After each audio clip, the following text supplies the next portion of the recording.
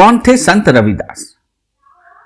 माघ माह में पूर्णमासी का दिन भारतीय इतिहास के सबसे सुनहरे दिनों में से एक माना जाता है। इसी दिन महान संत और कवि श्री रविदास जी का जन्म हुआ था। गुरु रविदास के जन्म की कोई ठोस जानकारी उपलब्ध नहीं है, लेकिन जानकारों के मुताबिक उनका जन्म 15वीं शताब्दी में भारत के उत्तर प्रदेश के काशी बनारस में हुआ था। भारत के महान संतों में से एक गुरु रविदास जी की माता का नाम कलसी जी और पिता का नाम बाबा संतोख दास जी था। गुरु रविदास जी संत होने के साथ साथ एक समाज सुधारक और विचारक भी थे। वे एक निर्गुण संत थे। उनकी निर्गुणता, सामाजिक सुधारक की साफ छवि ने उन्हें भारत का महान संत बनाया। उत्तर प्रदेश में जन्मे संत रविदास को उत्तर प्रदेश समेत पंजाब, राजस्थान और महाराष्ट्र में गुरु कहा जाता है। उन्होंने कई भक्ति गीतों और कविताओं की रचना की, जिनमें सिख साहित्य, गुरु ग्रंथ साहिब मुख्य रूप से शामिल है। श्री गुरु रविदास ने लिंग भेद, सामाजिक भेदभाव और जाति प्रथा जैसी तमाम कुरीतियों को दूर करने में अपना महत्वपूर्ण योगदान दिया। उन्हें बचपन से ही भक्तिभाव आदि में गहरी रुचि थी। सिखों की धार्मिक किताब गुरु ग्रंथ साहिब में गुरु रविदास द्वारा रचित 41 छंदों का समावेश है। संत रविदास जी आज हमारे बीच मौजूद नहीं है, लेकिन एक संत, कवि, समाज सुधारक आदि जैसे विशेष गुणों से वे आज भी हमारे बीच जीवित हैं। आज भी लोग उन्हें पूजते हैं और श्रद्धा सुमन अर्पित करते हैं। रविदास भारत में 15वीं शताब्दी के एक महान संत, दर्शन शास्त्री, कवि, समाज सुधारक और ईश्वर के अनुयायी थे।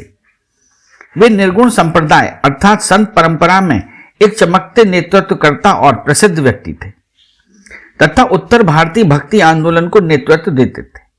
ईश्वर के प्रति अपने असीम प्यार और अपने चाहने वाले अनुयायियों, सामुदायिक और सामाजिक लोगों में सुधार के लिए अपने महान कविता लेखनों के जरिए संत रविदास ने विविध प्रकार के आध्यात्मिक और सामाजिक संदेश दिए। लोगों की नजर में उनकी सामाजिक और आध्यात्मिक जरूरतों को पूरा करने वाले मसीहा के रूप में थे। आध्यात्मिक रूप से समृद्ध रविदास को लोगों द्वारा पूजा जाता था। दिन रात रविदास के जन्म दिवस के अवसर पर तथा किसी धार्मिक कार्यक्रम के उत्सव पर लोग उनके महान गीतों आदि को सुनते या पढ़ते हैं। उन्हें पूरे विश्व में प्यार और सम्मान दिया जाता है। हालांकि उन्हें सबसे अधिक सम्मान उत्तर प्रदेश, पंजाब और महाराष्ट्र में अपने भक्ति आंदोलन और धार्मिक गीतों के लिए मिलता है। पूरे भारत में खुशी और बड़े उत्साह के साथ माघ महीने के पूर्ण चंद्रमा दिन पर, माघ पूर्णिमा पर हर साल संत रविदास की जयंती या जन्म दिवस को मनाया जाता है, जबकि वाराणसी में लोग इसे किसी उत्सव या त्योहार की तरह मनाते हैं। इस खास दिन पर आरती कार्यक्रम के दौरान मंत्रों के रागों के साथ लोगों द्वारा एक नगर कीर्तन जुलूस निकाला जाता है, जिसमें गीत, संगीत, गाना और दोहा आदि सड़कों पर बने मंदिरों में गाया जाता है। रविदास के अनुयायी और भक्त उनके जन्म दिवस पर गंगा स्नान भी करते हैं तथा घर या मंदिर में बनी छवि की पूजा अर्चना करते हैं। इस पर्व को प्रतीक बनाने के लिए वाराणसी के सीर गोवर्धन में श्री गुरु रविदास जन्म स्थान मंदिर के बेहद प्रसिद्ध स्थान पर हर साल वाराणसी में इसे लोगों के द्वारा भव्य तरीके से मनाया जाता है। संत रविदास के भक्त और दूसरे अन्य लोग पूरे विश्व में इस उत्सव में सक्रिय रूप से भाग लेने के लिए वाराणसी आते हैं। संत रविदास का जन्म भारत के यूपी के वाराणसी शहर में माता कलसी देवी और बाबा संतोख जी के घर 15वीं शताब्दी में हुआ था। हालांकि उनके जन्म की तारीख को लेकर विवाद भी है, क्योंकि कुछ का मानना है कि ये 1376 से 1377 के बीच और कुछ का मानना है कि यह 1399 में पैदा हुए थे। कुछ अध्येता के आंकड़ों के अनुसार ऐसा अनुमान लगाया गया था कि रविदास का पूरा जीवन काल 15वीं से 16वीं शताब्दी में 1450 से 1500 के बीच तक रहा। रविदास के पिता मल साम्राज्य के राजा नगर के सरपंच थे और खुद जूतों का व्यापार और उसकी मरम्मत का कार्य करते थे। अपने बचपन से ही रविदास बेहद बहादुर और ईश्वर के बहुत बड़े भक्त थे, लेकिन बाद में उन्हें उच्च जाति के द्वारा उत्पन्न भेदभाव की वजह से बहुत संघर्ष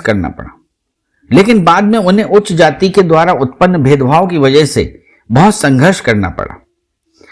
जिसका उन्होंने सामना किया और अपने लेखन के द्वारा रविदास ने लोगों को जीवन के इस तथ्य से अवगत करवाया।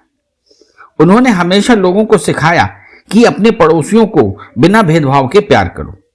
पूरी दुनिया में भाईचारा और शांति की स्थापना के साथ ही उनके अनुयायियों को दी गई महान शिक्षा को याद करने के लिए भी संत रविदास का जन्म दिवस मनाया जाता है।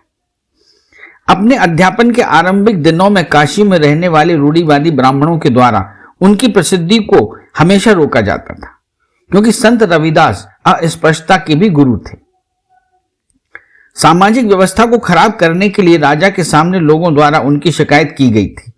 रविदास को भगवान के बारे में बात करने से साथ ही उनका अनुसरण करने वाले लोगों को अध्यापन और सलाह देने के लिए भी प्रतिबंधित किया गया था। बचपन में संत रविदास अपने गुरु पंडित शारदानंद के पाठशाला गए, जिनको बाद में कुछ उच्च जाति के लोगों द्वारा रोका गया और वहां दाखिला लेने से मना किया गया। हालांकि पंडित शारदानंद ने यह महसूस किया कि रविदास कोई सामान्य बालक न होकर एक ईश्वर द्वारा भेजी गई संतान है। अतः पंडित शारदानंद ने रविदास को अपनी पाठशाला में दाखिला दिया और उनकी शिक्षा की शुरुआत हुई।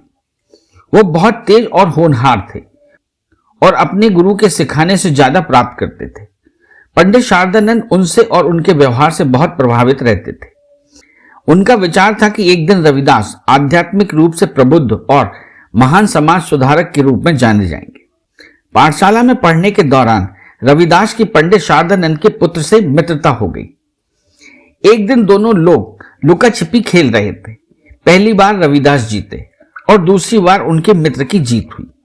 अगली बार रविदास जी की बारी थी, लेकिन अंधेरा होने की वजह से वे लोग खेल पूरा नहीं कर सके। उसके बाद दोनों ने खेल को अगले दिन सुबह जारी रखने का फैसला किया। अगली सुबह रविदास जी तो आए, लेकिन उनके मित्र नहीं आए। वो लंबे समय तक इंतजार करने के बाद मित्र के घर पहुंचे।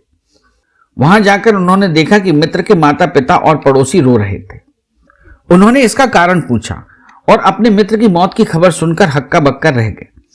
उसके बाद उनके गुरु ने संत रविदास को अपने बेटे के लाश के स्थान पर पहुंचाया। वहां पहुंचने पर रविदास ने अपने मित्र से कहा, उठो, ये सोने का समय नहीं है दोस्त, ये तो लुका छिपी खेलने का समय है। जैसे कि जन्म से ही गुरु रविदास देवी शक्तियों से समृद्ध थे। रविदास के ये शब्द सुनते ही उनके मित्र फिर से जी उठे। इस आश्चर्यजनक पल को देखने के बाद उनके माता पिता और पड़ोसी चकित रह गए। भगवान के प्रति उनके प्यार और भक्ति की वजह से वो अपने पेशेवर पारिवारिक व्यवसाय से नहीं जुड़ पा रहे थे और ये उनके माता पिता की चिंता का बड़ा कारण था।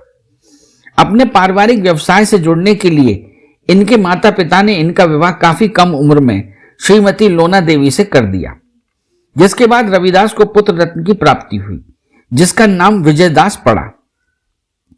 शादी के बाद भी संत रविदास सांसारिक मोह की वजह से पूरी तरह से अपने पारिवारिक व्यवसाय के ऊपर ध्यान नहीं दे पा रहे थे। उनके इस व्यवहार से क्षुब्ध होकर उनके पिता ने सांसारिक जीवन को निभाने के लिए बिना किसी मदद के उनको खुद से और पारिवारिक संपत्ति से बेदखल कर दिया। इस घटना के बाद रविदास अपने ही घर के पीछे रहने लगे और पूरी तरह से अपनी सामाजिक गतिविधियों से जुड़ गए। बाद में रविदास जी भगवान राम के विभिन्न रूप राम, रघुनाथ, राजा रामचंद्र, कृष्णा, गोविंद आदि के नामों का इस्तेमाल अपनी भावनाओं को उजागर करने के लिए करने लगे और उनके महान अनुयायी बन गए। बिना किसी दुख के शांति और इंसानियत के साथ एक शहर के रूप में गुरु रविदास जी द्वारा बेगमपुर शहर को बसाया गया। अपनी कविताओं के लिखने के दौरान बेगमपुर शहर को एक आदर्श रूप में प्रस्तुत किया, जहां पर उन्होंने बताया कि एक ऐसा शहर जहां किसी को दुख, दर्द या डर नहीं होगा, जहां सभी लोग बिना किसी भेदभाव, गरीबी और जाति अपमान के रहेंगे। एक ऐसी जगह जहां कोई शुल्क नहीं देता, कोई भय नहीं, चिंता या प्रताड़ना नहीं हो। संत रविदास जी को मीराबाई के आध्यात्मिक गुरु के रूप में माना जाता है, जो कि राजस्थान के राजा की पुत्री और चित्तौड़ की रानी थी। वो संत रविदास के अध्यापन से बेहद प्रभावित थी और उनकी बहुत बड़ी अनुयायी बनी। समाज में उनकी महान प्राकृतिक शक्तियों से भरी गजब की क्रिया के बाद ईश्वर के प्रति उनकी सच्चाई से प्रभावित होकर हर जाति और धर्म के लोगों पर उनका प्रभाव पड़ा और सभी गुरुजी के मजबूत विद्यार्थी, अनुयायी और भक्त बन गए। बहुत साल पहले उन्होंने अपने अनुयायियों को उपदेश दिया था जिस वक्त वह उपदेश दे रहे थे तभी एक धनी सेठ वहां पहुंचा और उपदेशों को सुनने लगा। धार्मिक उपदेश के अंत में गुरुजी ने सभी को प्रसाद के रूप में मिट्टी के बर्तन से पवित्र पानी दिया। लोगों ने उसको ग्रहण किया, जबकि धनी सेठ ने उस पानी को गंदा समझकर अपने पीछे फेंक दिया। पानी फेंकने के दौरान कुछ पानी उनके कपड़ों पर भी गिर गया। सेठ ने वह कपड़े एक कुष्ठ रोग से पीड़ित गरीब आदमी को दे दिए। उस कपड़े को पहनते ही उस आदमी के पूरे शरीर को आराम महसूस होने लगा और धीरे धीरे उसके घाव भरने लगे और वह जल्दी ठीक हो गया। हालांकि धनी सेठ को कुष्ठ रोग हो गया, जो कि महंगे उपचार और अनुभवी और योग्य वैद्य द्वारा भी ठीक नहीं हो सका। उसकी स्थिति दिनों दिन बिगड़ती चली गई। तब उसे अपनी गलतियों का एहसास हुआ और वह गुरुजी के पास माफी मांगने के लिए गया और जख्मों को ठीक करने के लिए गुरुजी से वो पवित्र जल प्राप्त किया। गुरुजी बेहद दयालु थे, इसलिए उन्होंने उसको माफ कर दिया और ठीक होने का ढेर सारा आशीर्वाद भी दिया। अंततः धनी सेठ और उसका पूरा परिवार संत रविदास का भक्त हो गया।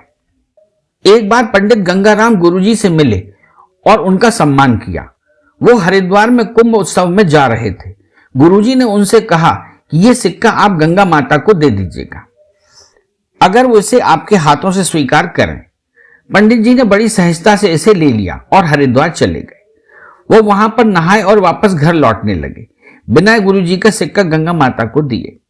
थकान की वजह से वह रास्ते में थोड़ा बैठ गए और महसूस किया कि वह कुछ भूल रहे हैं। तो वह दोबारा नदी के किनारे गए और जोर से चिल्लाए, माता। गंगा मां पानी से बाहर निकली और उनके हाथ से सिक्का स्वीकार किया। मां गंगा ने संत रविदास के लिए सोने के कंगन भेजे। पंडित गंगाराम घर वापस आए तो वो कंगन गुरुजी की बजाय अपनी पत्नी को दे दिए। एक दिन पंडित जी की पत्नी उस कंगन को बाजार में बेचने के लिए गई। सुनार चालाक था, सो उसने कंगन को राजा रानी को दिखाने का फैसला किया। रानी ने उस कंगन को बहुत पसंद किया और एक और लाने को कहा। राजा ने घोषणा की कि कोई इस तरह के कंगन को नहीं लेगा। पंडित अपने किए पर बहुत शर्मिंदा था, क्योंकि उसने गुरुजी को धोखा दिया था। वो रविदास जी से मिला और माफी के लिए निवेदन किया। गुरुजी ने उससे कहा कि जो मन चंगा तो कटौती में गंगा। ये लो दूसरा कंगन, जो उन्होंने अपने मिट्टी के बर्तन से निकाल करके उसे दे दिया। गुरुजी की इस दैवी शक्ति को देखकर वो गुरुजी का भक्त बन गया। रविदास के पिता की मृत्यु के बाद उन्होंने अपने पड़ोसियों से विनती की कि वो गंगा नदी के किनारे अंतिम रिवाज में मदद करें। हालांकि ब्राह्मण रीति के अनुसार यह बात गलत थी कि वो गंगा के जल से स्नान करेंगे, जो रस्म की जगह से मुख्य शहर की ओर जाती है, और वो जल प्रदूषित हो जाएगा। गुरुजी बहुत दुखी और मजबूर हो गए। हालांकि उन्होंने कभी अपना धैर्य नहीं खोया और अपने पिता की आत्मा की शांति के लिए प्रार्थना करने लगे। अचानक से वातावरण में एक भयानक तूफान आया और नदी का पानी उल्टी दिशा में बहना प्रारंभ हो गया और जल की एक गहरी तरंग आई और लाश को अपने साथ ले गई। इस बवंडर ने आसपास की सभी चीजों को सोख लिया। तब से गंगा का पानी उल्टी दिशा में बह रहा है। इतिहास के अनुसार बाबर मुगल साम्राज्य का पहला राजा था, जो 1526 में पानीपत का युद्ध जीतने के बाद दिल्ली के सिंहासन पर बैठा, जहां उसने भगवान के भरोसे के लिए लाखों लोगों को कुर्बान कर दिया। वो पहले से ही संत रविदास की दैवी शक्तियों से परिचित था और फैसला किया कि एक दिन वो हुमायूं के साथ गुरुजी से मिलेगा। इसके बाद वह गुरुजी से मिलने गया और उनके पैर छुए। हालांकि आशीर्वाद की बजाय उसे गुरुजी से सजा मिली, क्योंकि उसने लाखों निर्दोष लोगों की हत्या की थी। गुरुजी ने उसे गहराई से समझाया, जिसने बाबर को बहुत प्रभावित किया और इसके बाद वो भी संत रविदास का अनुयायी बन गया तथा दिल्ली और आगरा के गरीबों की सेवा के द्वारा समाज सेवा करने लगा। समाज में बराबरी, सभी भगवान एक हैं, इंसानियत, उनकी अच्छाई और बहुत से कारणों की वजह से बदलते समय के साथ संत रविदास के अनुयायियों की संख्या बढ़ती ही जा रही थी। दूसरी तरफ कुछ ब्राह्मण और पीरन दित्ता मिरासी गुरुजी को मारने की योजना बना रहे थे। इस वजह से उन लोगों ने गांव से दूर एकांत जगह पर मिलने का समय तय किया। किसी विषय पर चर्चा के लिए उन लोगों ने गुरुजी को वहां पर बुलाया, जहां उन्होंने गुरुजी की हत्या की साजिश रची थी। हालांकि गुरुजी को अपनी दैवी शक्तियों की वजह से पहले से ही सब कुछ पता चल गया था। जैसे ही चर्चा शुरू हुई, गुरुजी उन्हीं के एक साथी भल्लानाथ के रूप में दिखाई दिए, जो कि गलती से तब मारा गया था। बाद में जब गुरुजी ने अपने झोपड़े में शंखनाद किया तो सभी हत्यारे गुरुजी को जिंदा देखकर भौचक्के रह गए। तब वो हत्या की जगह पर गए जहां पर उन्होंने संत रविदास की जगह अपने ही साथी भल्लानाथ की लाश पाई। उन सभी को अपने कृत्य पर पछतावा हुआ और वो लोग गुरुजी से माफी मांगने के लिए उनके झोपड़े में गए। हालांकि उनके कुछ भक्तों का मानना है कि गुरुजी की मृत्यु प्राकृतिक रूप से 120 या 126 साल में हो गई थी। कुछ का मानना है कि उनका निधन वाराणसी में 1540 एडी में हुआ था। गुरु रविदास जी के स्मारक। वाराणसी में श्री गुरु रविदास पार्क। वाराणसी में श्री गुरु रविदास पार्क है जो नगवा में उनकी यादगार के रूप में बनाया गया था, जो उनके नाम पर गुरु रविदास स्मारक और पार्क बना है। गुरु रविदास घाट। वाराणसी में पार्क से बिल्कुल सटा हुआ उनके नाम पर गंगा नदी के किनारे गुरु रविदास घाट भी भारतीय सरकार द्वारा प्रस्तावित है। संत रविदास नगर। ज्ञानपुर जिले के निकट संत रविदास नगर है, जो कि पहले भदोई नाम से था, अब उसका नाम भी संत रविदास नगर है। श्री गुरु रविदास जन्म स्थान मंदिर वाराणसी। इनके सम्मान में श्री गोवर्धनपुर वाराणसी में श्री रविदास जन्म स्थान मंदिर स्थित है, जो सम्मान में बनाया गया है। पूरी दुनिया में इनके अनुयायियों द्वारा चलाया जाता है, जो अब प्रधान धार्मिक कार्यालय के रूप में है। श्री गुरु रविदास स्मारक गेट। वाराणसी के लंका चौराहे पर एक बड़ा गेट है जो इनके सम्मान में बनाया गया है। इनके नाम पर देश के साथ ही विदेशों में भी स्मारक बनाए गए हैं। अरे हाँ, इस चैनल को लाइक और सब्सक्राइब करना ना भूलें। देखते रहिए बंजारा बीट्स।